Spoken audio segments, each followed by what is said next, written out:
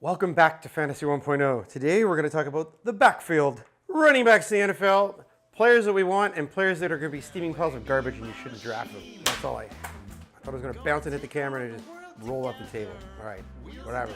Next, do the show. Let's do the show. Put your seatbelt on and yield for the apocalypse, yeah. It's the apocalypse, yeah.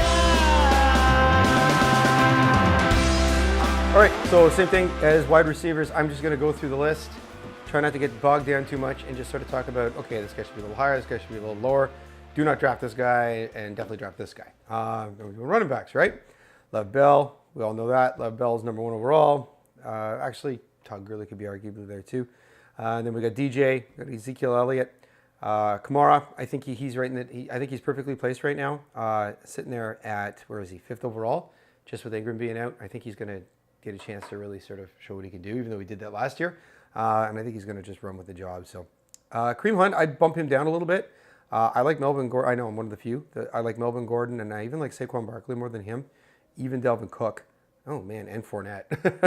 So I'd be bumping Kareem Hunt down a little bit. Maybe that's just me. But you see, you got a lot of bell cows this year. You got a lot. Running back is deep this year, so you can wait on it. Because look, once you get out of there, so we're sitting here okay, so now we're down to 22. Still got Devontae Freeman. Still got LeSean McCoy. You got some stable guys. You got Jordan Howard. I'm dropping Jerick McKinnon down below that. I just don't know what we're gonna get in terms of. I don't know if he's not a bell cow, and I think that San Fran wants him to be that. So I'm going to be staying away. Same goes for Christian McCaffrey. I just don't know how much work he's going to get. And again, if I'm picking guys like for a second round, I want to know that they're going to get a big workload, and then just cross my fingers they don't get hurt. I think Derrick Henry should be bumped up. Derrick Henry, I sort of stuttered right there. Joe Mixon, I don't really want anything to do with him. Sitting there at 44. So if he was a little lower, I could sign off on him, but I didn't really like what I saw from him last year. Alex Collins, I don't trust the backfield, so I don't trust much in Baltimore, actually, to be honest with you.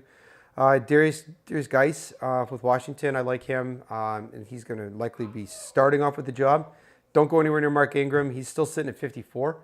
4-game suspension looming. I just don't think he's going to have much of a job or a role when he gets back. Rashad Penny's going to get the first kick at the can. He's sitting at 51, so I like that. Again, Ajayi, I don't know. I'd be dropping him down a little bit. They say he's going to be getting all the work, but he's sitting at 56. It's a bit expensive. Dion Lewis, I don't know. I know he's really good, but everybody looks really good when they're with the Patriots. Things might change a little bit with Tennessee. How they're going to use him. I think Henry's going to end up getting the bulk of the work. Not the passing work, but the running work. Lamar Miller, just kind of not a huge fan.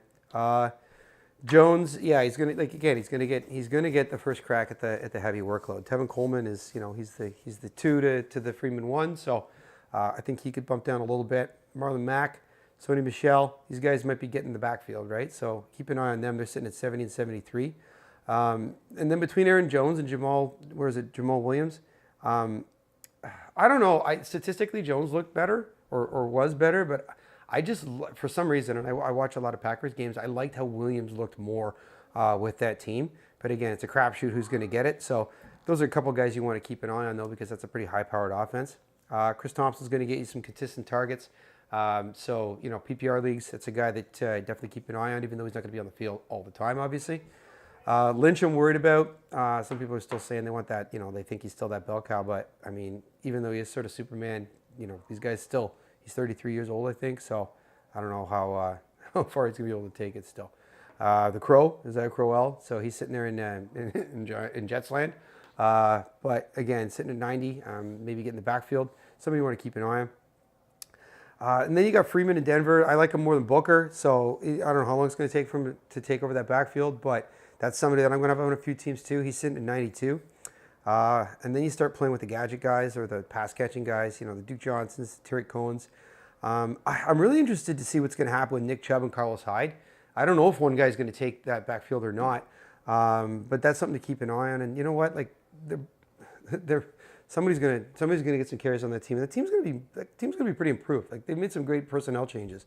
So you may want to grab one of those guys to just see how it goes. Same with Kerryon Johnson.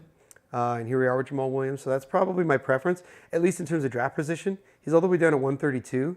and that is to Aaron Jones's 81. So, you know, you can wait a bunch more rounds and pick Williams, and I think it could go either way as to who's going to get the job.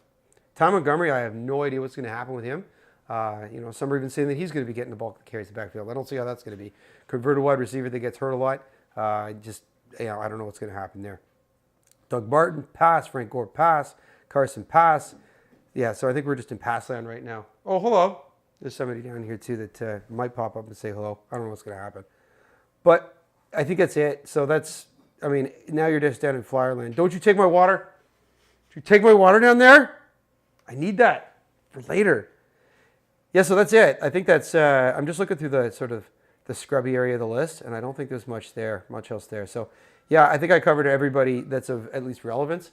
So, you know, good luck drafting. Again, this is really early season. A lot of these things are going to be changing during training camp and preseason and all that. But, yeah, so did I leave anything out? Do you agree? Do you disagree? I'd love to hear it. Comment below.